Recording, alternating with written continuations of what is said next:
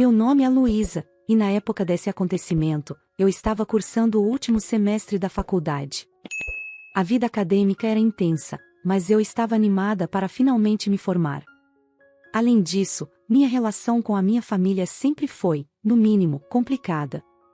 Eu sentia que, de alguma forma, sempre ficava em segundo plano em relação à minha irmã mais velha, Isabela. Ela estava grávida e prestes a dar à luz, e isso trouxe um pouco mais de tensão ao ambiente familiar, mas também era algo que eu esperava com ansiedade. Minha sobrinha estava prestes a nascer, e eu estava cheia de expectativas para conhecê-la. Quando meus pais me ligaram dizendo que Isabela tinha entrado em trabalho de parto, senti a urgência de estar lá. Eu queria surpreendê-la no hospital, estar ao lado dela em um dos momentos mais importantes de sua vida. Mesmo com todas as dificuldades na relação com a minha família, eu sempre quis estar presente para eles quando fosse necessário. Naquela noite, faltavam apenas algumas semanas para minha formatura, e o campus da faculdade ficava a algumas horas de distância da minha cidade natal.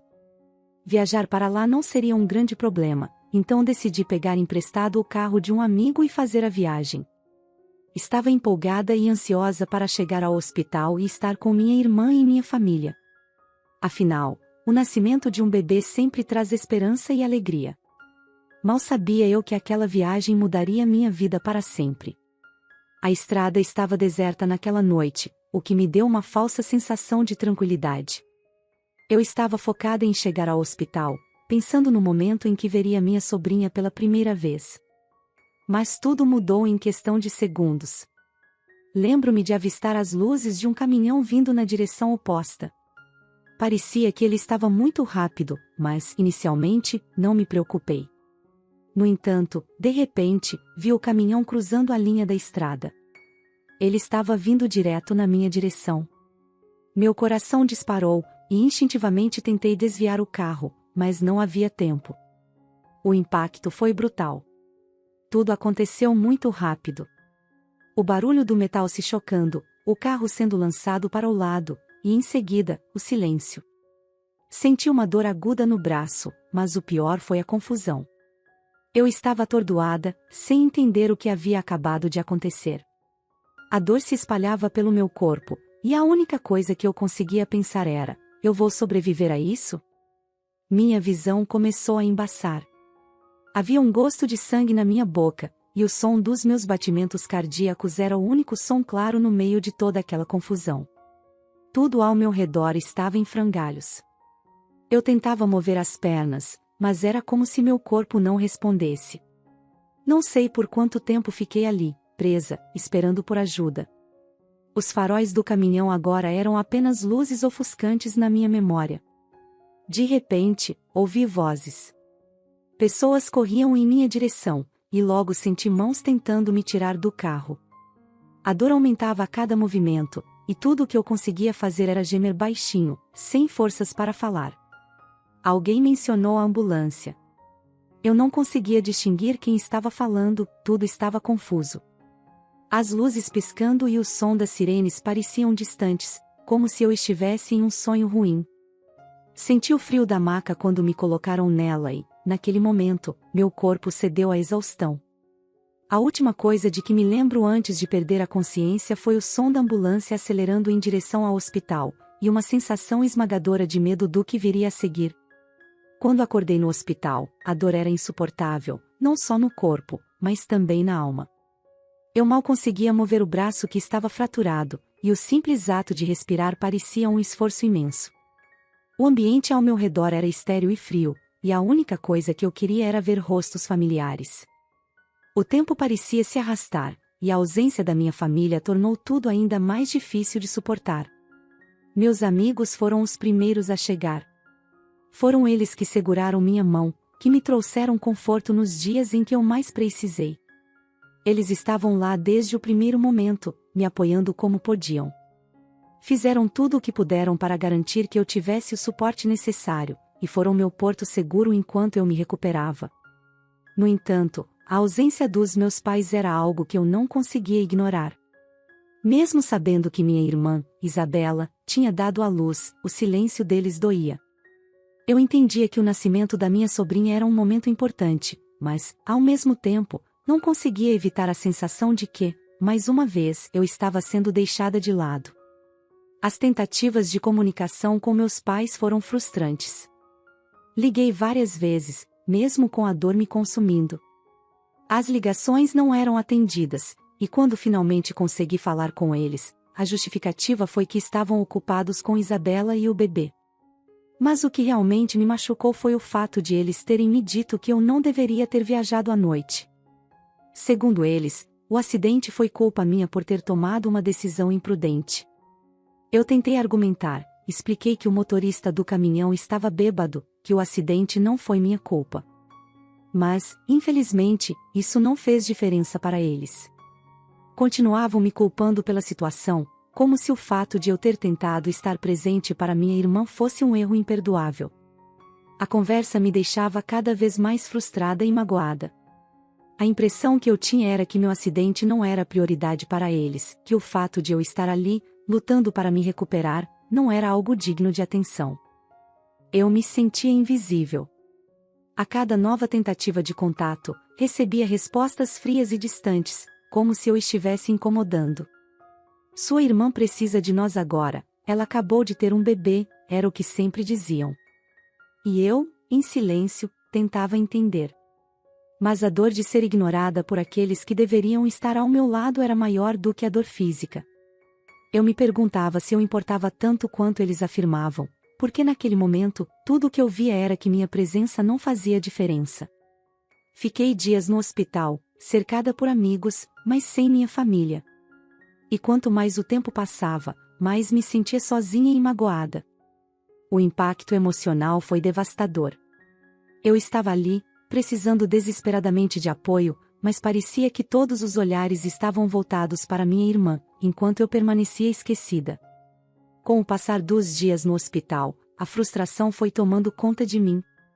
Cada tentativa de contato com meus pais só reforçava o sentimento de estar em segundo plano. A cada ligação, a mesma desculpa: estamos ocupados com sua irmã e o bebê.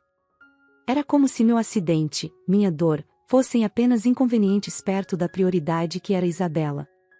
Isso me levou a refletir sobre minha relação com eles, algo que eu vinha ignorando por anos. Sempre houve uma diferença no tratamento entre mim e minha irmã. Isabela sempre foi o centro das atenções, e, por mais que eu tentasse negar, essa situação se repetiu a vida toda.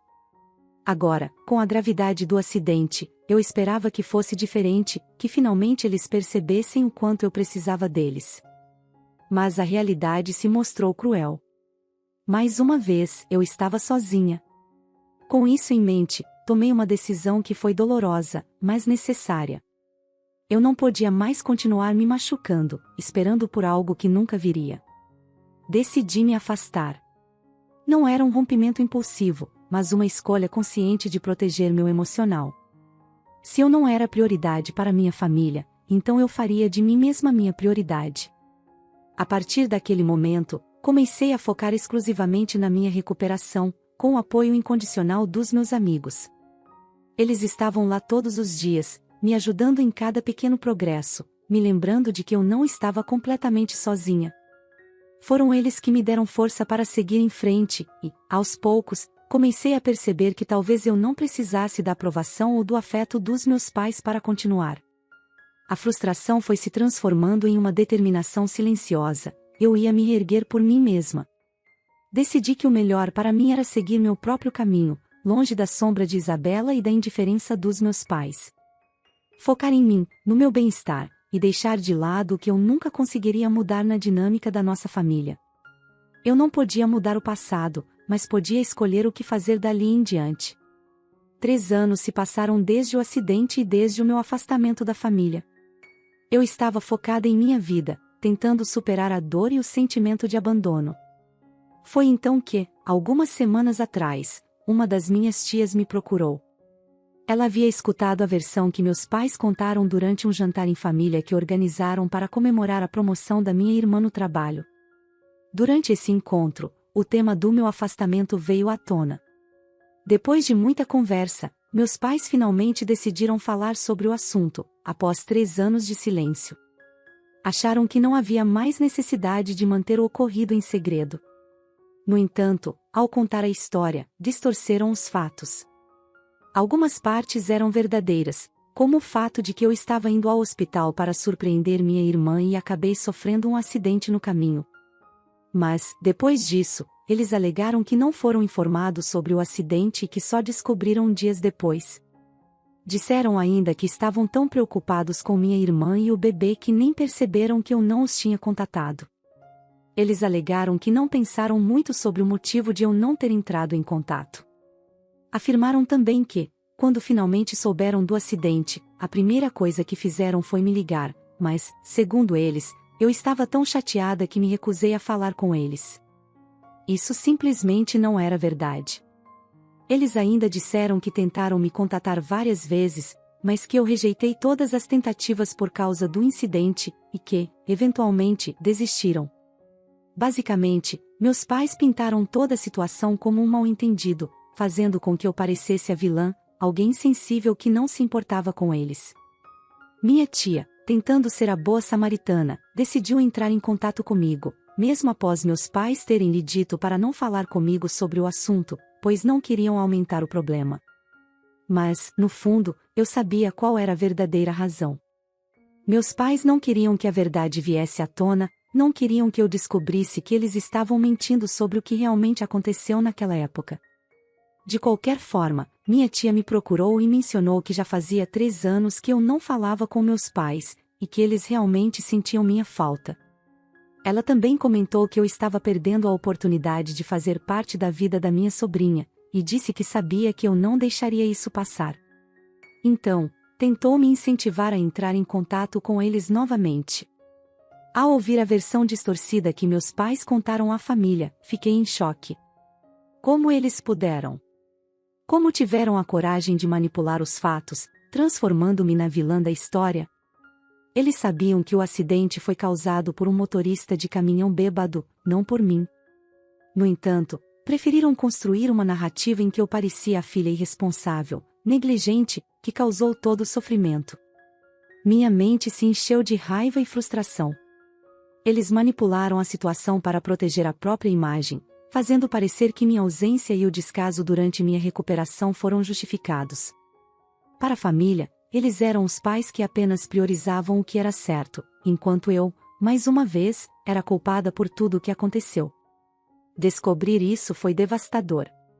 Não bastava o abandono no hospital, o silêncio, a falta de apoio. Eles precisaram transformar a minha dor em uma arma contra mim. A raiva que senti ao ouvir as mentiras que espalharam pela família me consumia, mas também me deu ainda mais certeza de que minha decisão de me afastar foi a melhor escolha. Eles nunca entenderiam o que fizeram comigo, nunca reconheceriam o quanto isso me afetou. Agora, mais do que nunca, sabia que era hora de seguir em frente de vez.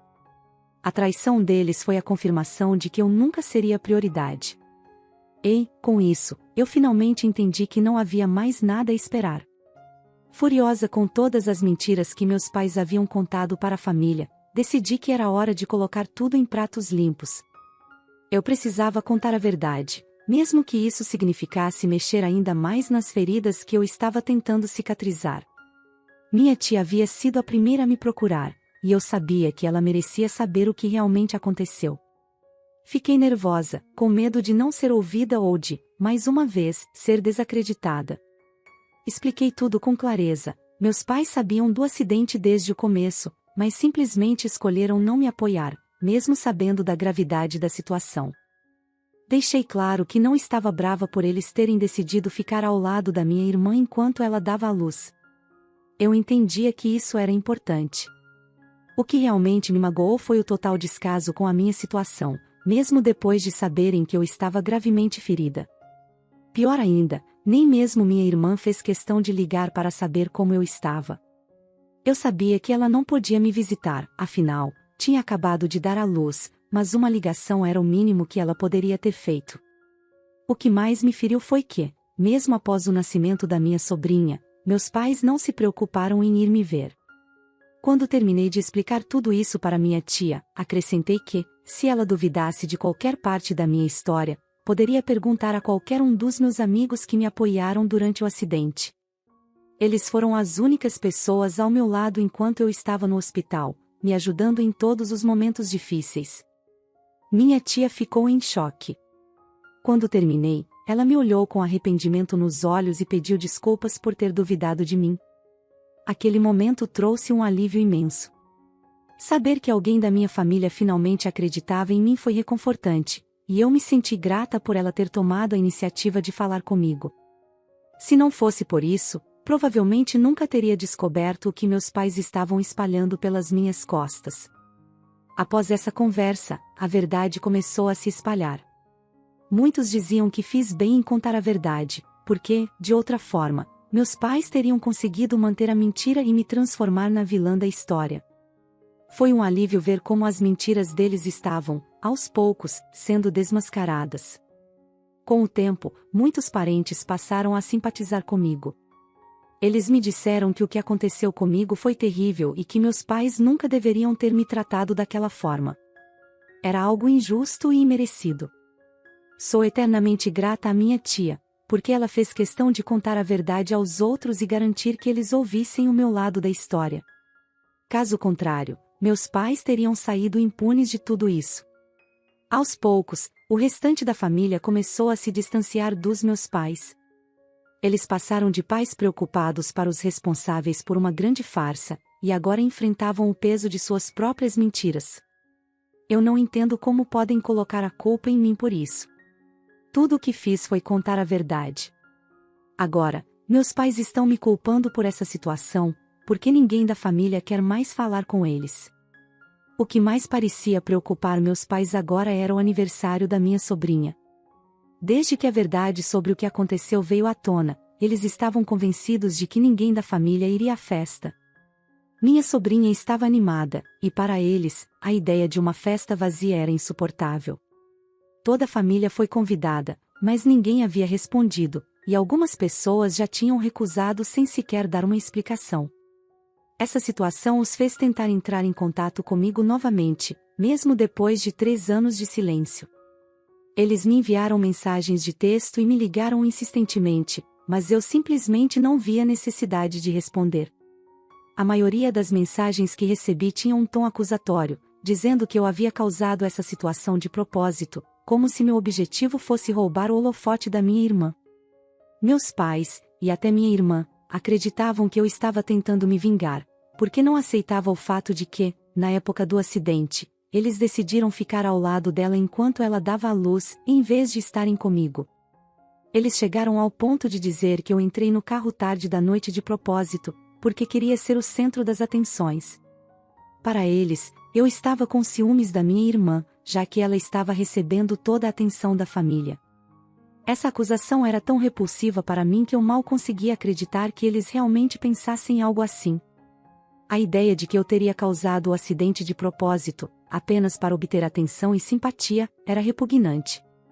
Além disso, eles me acusaram de estar trazendo isso à tona agora porque descobri que minha irmã havia sido promovida no trabalho e estava indo bem na vida.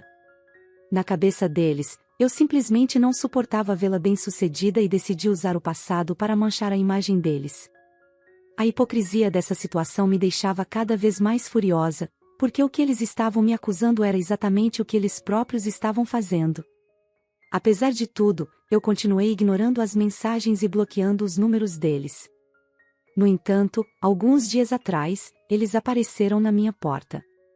Eles estavam desesperados, me dizendo que eu precisava resolver a situação que criei, porque o aniversário da minha sobrinha estava chegando, e eles não podiam deixar que isso se tornasse uma decepção para ela.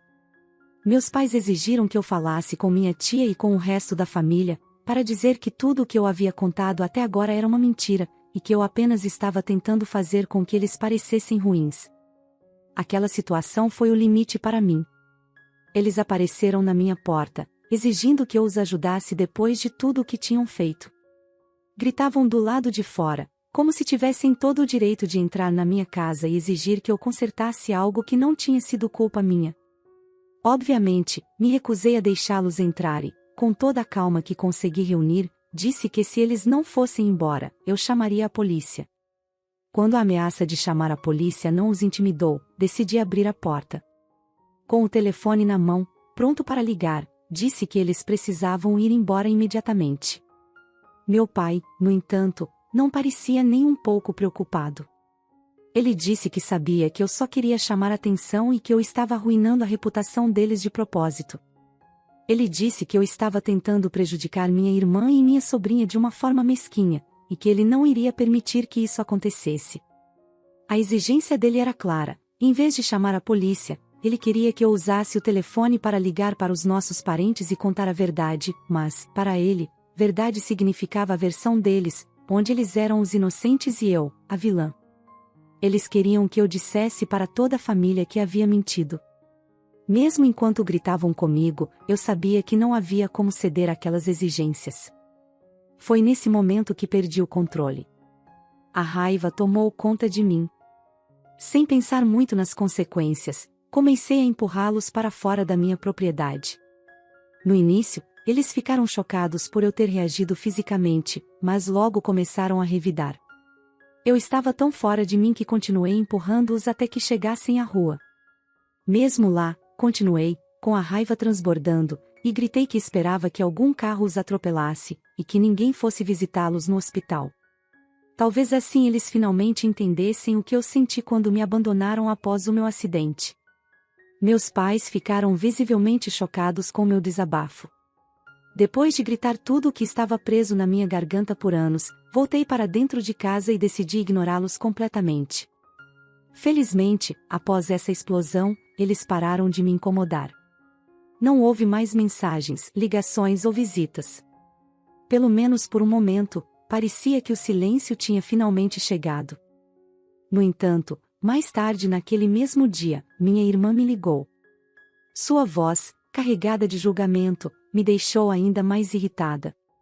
Ela disse que o que eu fiz foi excessivo e que minha reação traumatizou profundamente nossos pais, e ela estava convencida de que eu lhes devia um pedido de desculpas. Por mais que eu não quisesse admitir, depois que a situação esfriou, eu me senti mal por ter lidado com tudo de maneira tão agressiva. Eu não sou uma pessoa violenta. Esse tipo de comportamento não faz parte de quem eu sou.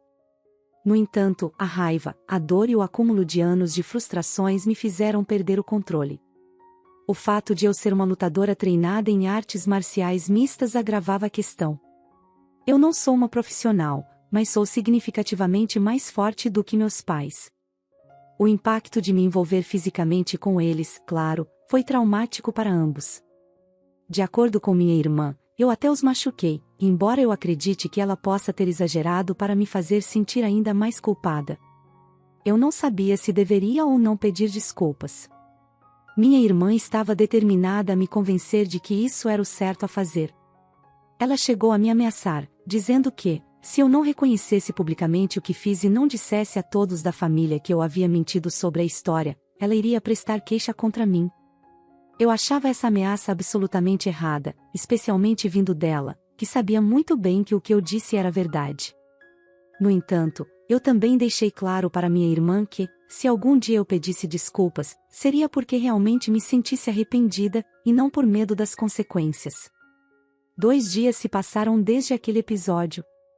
Após refletir profundamente sobre tudo o que aconteceu, decidi que não vou pedir desculpas aos meus pais. Eles esperam que eu ceda, que peça desculpas como uma forma de apaziguar a situação, mas isso não vai acontecer.